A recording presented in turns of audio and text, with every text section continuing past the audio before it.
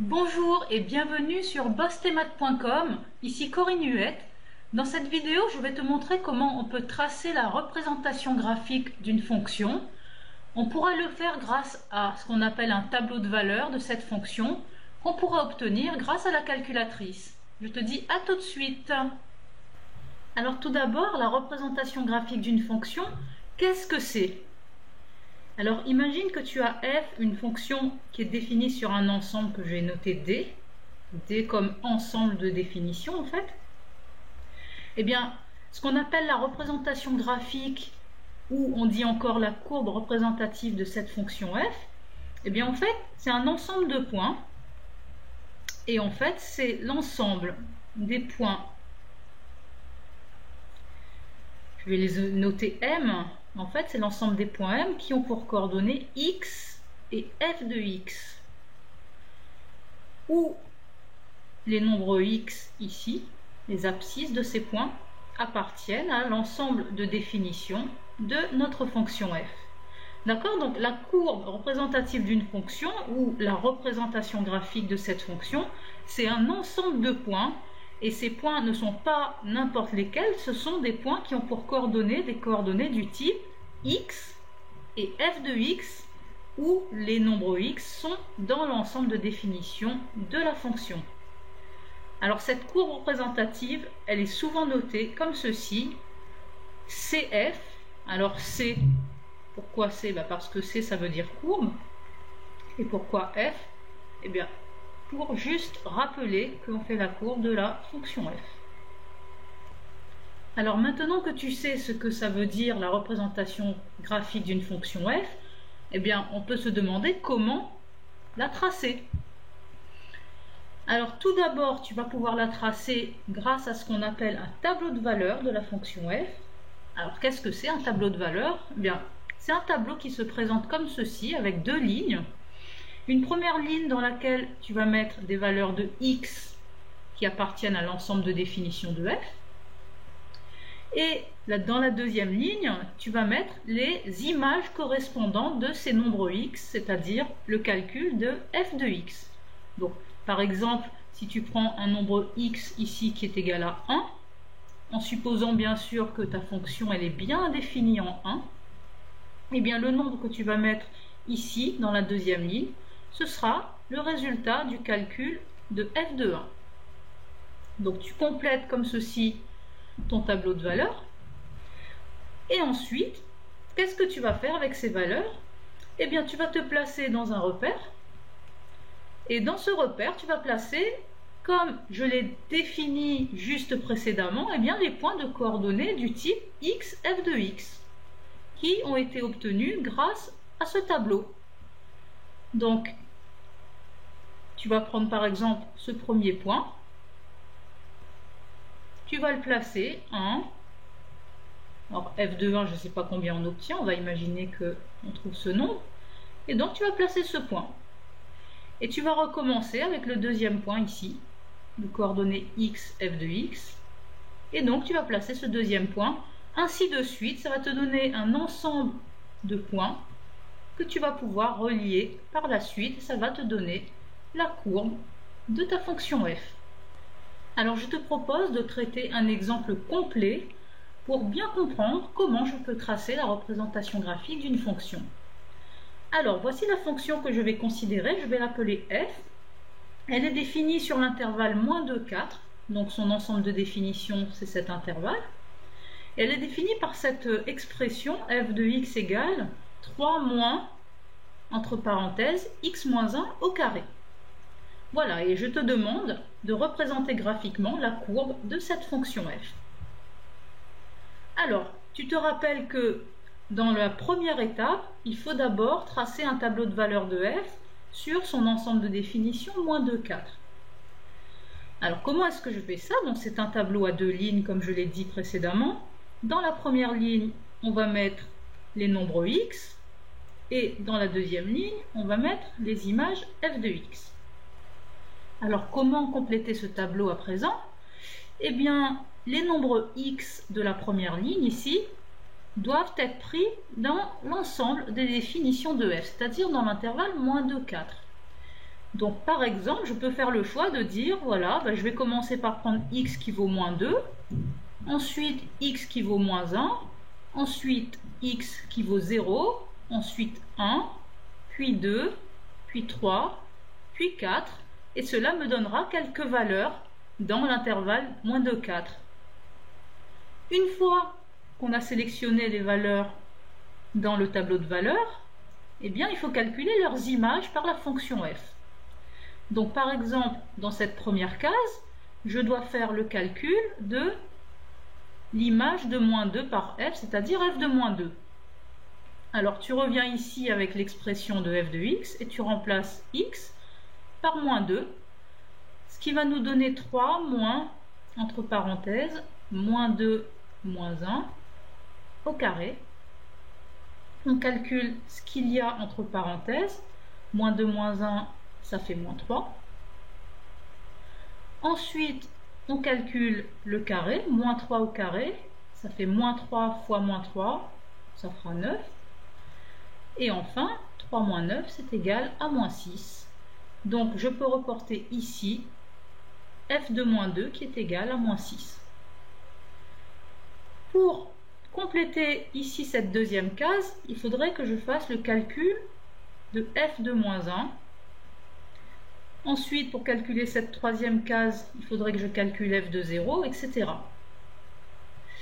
Alors, tu te rends bien compte que tout cela est très long et je pourrais même prendre des exemples de fonctions où j'ai encore plus de valeurs dont je dois calculer les images.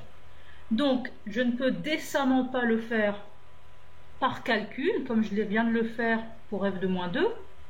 Donc, ce que je te propose, c'est de te montrer comment est-ce qu'on peut avoir le tableau de valeurs directement sur une calculatrice.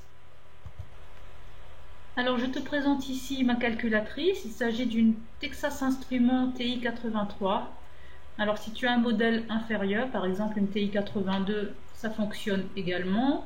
Si tu as une Casio, alors ce sera le même principe, mais si tu as besoin de plus de renseignements, laisse-moi un commentaire après la vidéo et j'essaierai de t'indiquer ce qu'il faut faire. Alors, la première chose à faire, c'est d'entrer l'expression de notre fonction, ici f de x, dans la calculatrice sur la touche f de x très précisément.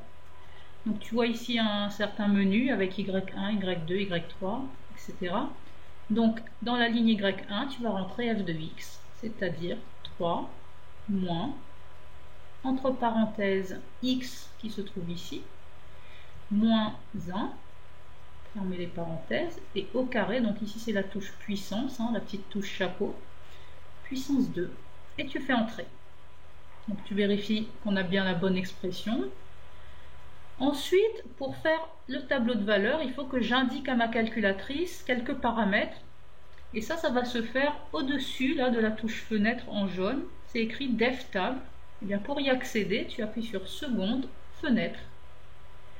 Et là, on est dans le menu pour définir le tableau de valeurs. Alors, tu vois que mon menu lui, est en anglais. Peut-être que le tien est en français, c'est plus simple. Mais il n'y a rien de compliqué. En fait, ici, il me demande le Table Start, c'est-à-dire le début de mon tableau de valeurs. Eh bien, tu vois ici que ma première valeur de x, c'est moins 2. Donc, ce sera le début de ma table. Je vais mettre moins 2. Entrée. Ensuite, le deuxième paramètre, c'est le delta table. Sur la calculatrice française, ce sera écrit le pas de la table. Qu'est-ce que ça signifie? Eh bien, les valeurs de x que tu aimerais avoir, toi, sont des valeurs qui vont de 1 en 1, tu vois. Tu fais moins 2, ensuite moins 1, ensuite 0, ensuite 1, ensuite 2, puis 3, puis 4. Donc ça va de 1 en 1. Ça va être le pas de ta table d'indiquer à ta calculatrice que tu vas aller de 1 en 1. Évidemment, si tu veux d'autres valeurs comme 1,5, 2,5, 3,5, etc., tu mets un pas de 0,5. Alors ici, tu laisses tout en automatique et on va donc générer le tableau de valeurs. Alors ça se trouve ici, au-dessus de la touche graphe en jaune, c'est écrit table. Eh bien, tu y accèdes en appuyant sur seconde, graphe. Voilà, le tableau de valeurs est sous tes yeux. Pour le lire, eh bien, dans la première colonne, tu as les valeurs de x. Donc, tu vois moins 2, moins 1, 0, 1, 2, 3, 4. Donc, on retrouve ici nos valeurs de x. Et dans la deuxième colonne, ce sont les y1. Je ne sais pas si tu t'en rappelles, mais les y1, en fait, c'était les valeurs de f de x. Ben, on n'a plus qu'à recopier. Tu vois, quand x vaut moins 2, f de x vaut moins 6. Celle-ci, on l'avait déjà. Ensuite, on a quand x vaut moins 1, f de x vaut moins 1. Eh bien, tu le reportes ici. Ensuite, quand x vaut 0, f de x vaut 2. Donc, on se retrouve ici. Ensuite, quand x vaut 1, f de x vaut 3. Ici, on va donc avoir 3. En 2, ça nous fait 2. En 3, ça nous fait moins 1. Et enfin, l'image de 4 est égale à moins 6. Et voici le tableau de valeurs complété. Alors pour finir, comment est-ce que à partir de notre tableau de valeurs, tu vois que je l'ai recopié ici, donc comment est-ce que à partir de ce tableau, je peux tracer la courbe de f. Alors ici, j'ai figuré un repère, donc tu vois ici l'origine du repère, les unités sur les deux axes. Alors, je t'ai dit tout à l'heure qu'il fallait placer les points de coordonnées x, f de x dans ton repère. Donc, on va d'abord placer le point de coordonnées moins 2, donc ici moins 2 sur l'axe des abscisses, et moins 6 ici sur l'axe des ordonnées. Ça nous donne un premier point ici. Ensuite, on place le point de coordonnées moins 1, moins 1 sur l'axe des abscisses, moins 1 sur l'axe des ordonnées, et tu as ici un deuxième point. Puis vient le point de coordonnées 0, 2, donc 0 ici sur l'axe des abscisses, 2 sur l'axe des ordonnées. Finalement, le point est ici. Ensuite, le point de coordonnées 1, 3, qui se trouve ici. Puis le point de coordonnées 2, 2, voilà, qui se trouve ici. Puis le point de coordonnées 3, moins 1. Voilà, il se trouve là. Et pour terminer, le point de coordonnées 4 et moins 6, qui se trouve être ici. Voilà, et une fois que tu as placé tous tes points, il te suffit tout simplement de les joindre dans le sens des x croissants. Alors, il ne faut surtout pas le faire avec une règle. Il s'agit d'une courbe, donc ça doit se faire à main levée. Dans le sens des x croissants, ça veut dire que quand x devient de plus en plus grand, tu relis tes points. Et on a ici donc la courbe de la fonction f qui était définie ici par f de x égale 3 moins x moins 1 au carré. Alors voici comment on obtient la courbe de cette fonction f grâce à la calculatrice. Donc je retourne dans f de x, je vérifie que j'ai bien l'expression de ma fonction 3 moins x moins 1 au carré. Alors je suis tentée de appuyer sur le bouton graphe, mais d'abord je vais régler ce qu'on appelle la fenêtre d'affichage de mon graphe. Donc je clique sur fenêtre et ici je dois rentrer un certain nombre de paramètres. Tout d'abord, tu vois que les deux premiers paramètres sont ce qu'on appelle x-min et x-max. Qu'est-ce que ça signifie? Eh bien, dans le tableau de valeurs que tu as ici, tu vois bien que le x-minimum, il vaut moins 2 et le x-maximum, il vaut 4. Donc tu rentres ces deux valeurs, moins 2 et 4. En dessous, c'est la graduation, ça veut dire que ça va être gradué de 1 en 1. Je le laisse comme ceci. Ensuite, j'ai les paramètres y-min et y-max. En fait, ça coïncide aux valeurs de f de x. Donc ici, tu vois que je ne vais pas aller plus bas que moins 6 et je ne vais pas aller plus haut que 3. Donc, je peux mettre par exemple y-min qui vaut moins 7 et y-max qui vaut 4 pour pouvoir bien voir correctement. Et à ce moment-là, donc ici, y-grade ou y-scale, ça veut dire que je gradue de 1 en 1. Je peux appuyer sur graphe et tu peux donc observer la courbe de la fonction f qui se trace ici avec la bonne fenêtre. Tu vois très clairement que sur l'axe des x ici, on va de moins 2 jusqu'à 4. Et sur l'axe des Y, ici, on a dit qu'on allait de moins 7 jusqu'à 4. Donc, pour pouvoir tracer la courbe d'une fonction grâce à ta calculatrice, je te conseille fortement d'aller d'abord régler les paramètres de ta fenêtre d'affichage en cliquant sur le bouton fenêtre, parce qu'il pourra arriver parfois que tu ne vois rien sur ton graphe, tout simplement parce que tu n'as pas réglé la fenêtre d'affichage. Voilà, et bien j'espère que tu as compris comment on pouvait représenter graphiquement une fonction. Je te remercie d'avoir suivi cette vidéo sur bossthemath.com et surtout n'hésite pas à télécharger la feuille d'exercice juste en bas de la vidéo pour t'entraîner et n'hésite pas non plus à regarder le corriger quand tu auras terminé de chercher les exercices pour corriger tes erreurs. À très bientôt, au revoir.